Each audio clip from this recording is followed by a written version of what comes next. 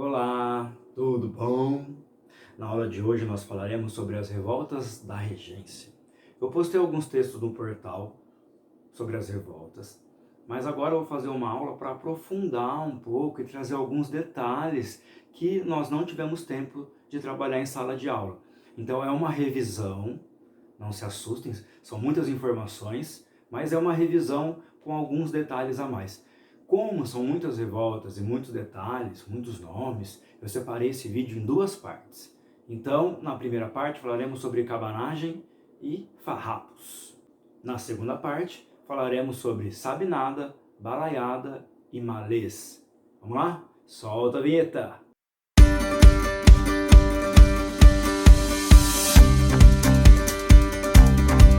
A cabanagem aconteceu de 1835 até 1840 na região do Pará. Foram dois motivos. Vocês já sabem que o presidente da província, como se fosse o governador, ele não era eleito localmente. Isso causava uma divergência entre os interesses locais e os interesses dos regentes, do poder central. Então os grandes comerciantes, as pessoas que tinham posses, terra e dinheiro, elas exigiam uma maior participação política, queriam decidir, opinar, participar da política local, o que não acontecia por conta dessa situação da regência. Junto com essa insatisfação, vem também a insatisfação das pessoas pobres. O Pará, ele era um local, uma grande concentração de índios, de negros e pessoas brancas pobres. Uma população pobre gigantesca. Inclusive, o nome cabanagem, ele se refere a um grupo social que morava em cabanas. Então, a situação de miserabilidade era tão grande que essas pessoas elas não tinham acesso à terra, elas não tinham posse, não conseguiam nem construir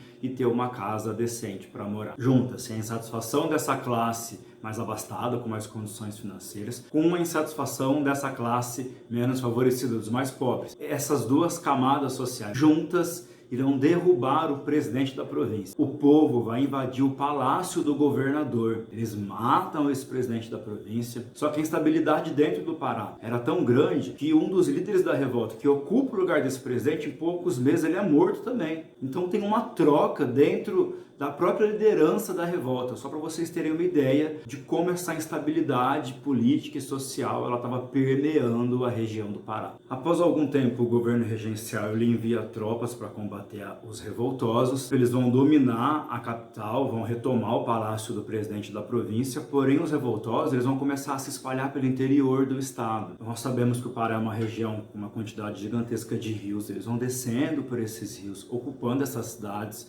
no interior, e é por isso que essa revolta vai ter uma grande quantidade de pessoas mortas. Porque conforme o governo vai passando por essas cidades que foram dominadas pelos revoltosos, o governo vai matando essas pessoas. Enquanto ele não acaba com a revolta no interior do estado, ele não para. Por isso nós temos um saldo de 30 mil mortos. É uma quantidade fora do comum.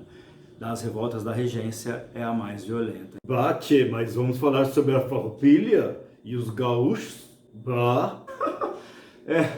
Eu tentei parecer gaúcho, mas tá muito esquisito esse negócio. Acho melhor tirar isso aí aqui, porque o povo não vai entender nada do que eu tô falando. Sabe, respeito demais a cultura gaúcha, gosto muito. Aliás, eu gosto de todas as culturas do Brasil. A coisa que eu mais gosto quando eu viajo é escutar o sotaque. As pessoas até acham que eu tô tirando sarro quando eu tô num lugar. Passo 2 dias num local diferente, eu já começo a falar igual às pessoas do local. E aí, às vezes parece até que eu tô brincando, mas não é não. Eu gosto muito. Guerra dos Farrapos, Rio Grande do Sul, 1835 a 1845. A curiosidade envolvendo o nome Farrapos é a seguinte. Quando você fala farrapos hoje em dia, você pensa em roupa suja, tudo rasgado. Mas o termo em relação à Guerra dos Farroupilhas tem uma outra origem. Havia um político, jornalista, chamado Cipriano Barata. Tudo bem, pode dar risada com o sobrenome dele. O Cipriano Barata, ele era um protagonista na política brasileira daquela época, porque ele participou de várias revoltas, várias ideias de independência e tudo mais.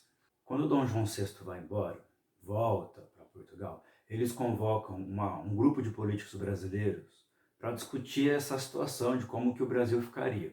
O Cipriano Barata, então, ele coloca uma roupa suja de propósito, ele coloca um chapéu de palha e ele começa a andar por Portugal com essas vestimentas para mostrar a situação precária do Brasil. E as pessoas começam a falar, ah lá, olha, ele está aos farrapos, ele está aos farrapos. Então essa ideia de farrapos, ela foi difundida pelo Cipriano Barata, passa-se a designar aquelas pessoas mais exaltadas de farroupilhas. Por isso que quando lá no sul os gaúchos iniciam essa revolta, que era uma revolta mais exaltada, eles são batizados com o nome de farroupilha. Não foi o Cipriano Barata que inventou essa ideia de colocar uma roupa diferente para mostrar a sua ideia antagônica. Isso aconteceu, vocês vão ver no 8º ano, na Revolução Francesa. Depois vocês vão descobrir um pouco dos sans-culottes. Então, a Revolução Farroupilha foi uma guerra mesmo, porque ela teve uma duração muito longa, como vocês já perceberam, 10 anos. Não foi a mais sangrenta, ela perde para cabanagem, mas em relação ao tempo é a mais longa. O motivo é que os grandes estancieiros eram os fazendeiros, tudo bem? Os criadores de gado, principalmente. Lá no Rio Grande do Sul é muito comum o consumo da carne de charque. Não, carne de charque é um nome que a gente dá para carne seca. O Rio Grande do Sul consome bastante charque e eles também consomem muito chimarrão. Muito mesmo. E esses produtos, eles eram sobretaxados. O imposto sobre a carne do charque e sobre a erva que produz o chimarrão era um imposto muito alto. Só para vocês terem uma ideia, o governo cobrava 25% de imposto do charque, enquanto que o charque vindo do Uruguai, ele tinha um imposto de 4%. Então esses estancieiros, eles vão começar a reclamar com o presidente da província, o governador. Os presidentes de província, os governadores, eles eram eleitos pelo poder regencial.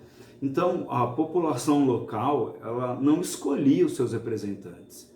Isso fazia com que criasse uma divergência, uma falta de identificação entre as pessoas do local e os seus governantes. Então os estancieiros, eles não conseguiam dialogar nem negociar com o presidente da província. Então os produtores rurais, os estancieiros, eles deram início a essa insatisfação por falta de participação na política local, e eles foram acompanhados pelos escravos, pelas pessoas mais pobres, que a alta no preço desses produtos impactava diretamente a vida de todas as pessoas. Isso aconteceu principalmente nas áreas rurais. Nós temos dois nomes de líderes, os mais famosos é o Bento Gonçalves e o Giuseppe Garibaldi. Vários de vocês provavelmente devem ter assistido uma minissérie chamada A Casa das Sete Mulheres, que retrata exatamente o contexto da Farroupilha. O Giuseppe Garibaldi, ele é interpretado por um cara muito parecido comigo. Ele se chama Tiago Lacerda. Parecido comigo. Bom, depois dessa, vamos voltar para a história. Como terminou? O governo imperial, já era Dom Pedro II, 1845, ele fez um acordo, então, com os líderes revolucionários. Nesse acordo, ele aceitava aumentar o imposto sobre os produtos uruguaios para equiparar o preço do charque brasileiro, trocar o presidente da província, que acabou não acontecendo, e, em contrapartida, o governo queria que as tropas revolucionárias gaúchas fizessem parte do governo imperial.